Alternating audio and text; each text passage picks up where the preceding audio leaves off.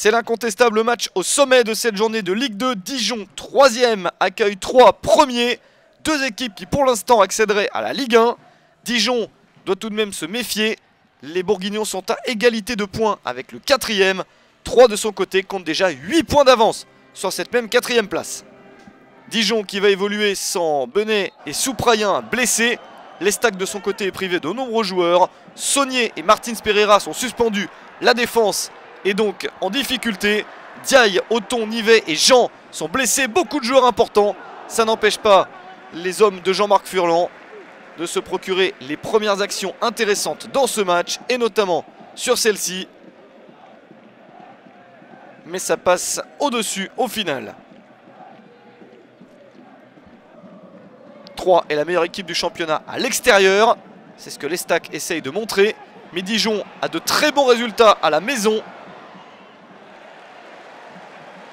Et sur ce long centre, il faut toute la vigilance de Denis Petric pour empêcher Dijon d'avoir une meilleure situation de but.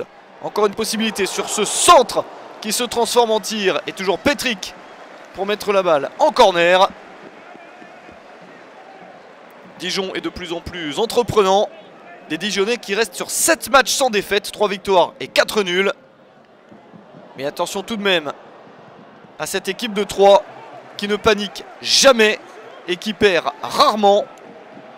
Un ballon au deuxième poteau sauvé par Baptiste Renet. Pour l'instant, les gardiens de but sont les meilleurs. On en reste à 0-0 à la pause.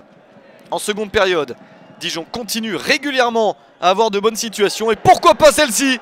La parade de Petric sur cette tête qui manquait de puissance. En plein cœur de la surface de réparation, tête de Julio Tavares. 3 souffre sur certaines séquences du match. Une défaite seulement sur les 7 derniers matchs pour les Troyens.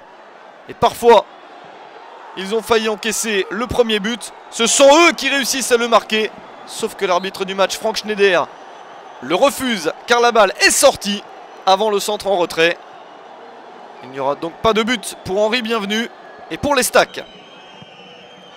Les actions se multiplient dans cette partie et dans la fin de match, c'est 3 qui a beaucoup plus d'opportunités d'ouvrir le score. 90e minute désormais, Ben Saada pour donner à Stéphane Darbion. Le pied gauche, connu en Ligue 2 de Darbion. Il est laissé seul par la défense dijonnaise et il réussit à mettre la balle dans le petit filet opposé pour offrir les 3 points de la victoire à son équipe. 3e but de la saison pour Darbion. Et 3 qui réussit in extremis à s'imposer et à accroître son avance en tête du classement. La Ligue 1 n'est peut-être plus très loin, alors que pour Dijon, il va falloir continuer à batailler. Un match qui se termine mal, car après le coup de sifflet final, l'arbitre Franck Schneider sort un carton rouge pour le Dijonnais Johan Gastien et pour le Troyen Stéphane Darbion, le buteur. 2 cartons rouges qui ne changent rien. C'est bien 3 qui remportent ce choc.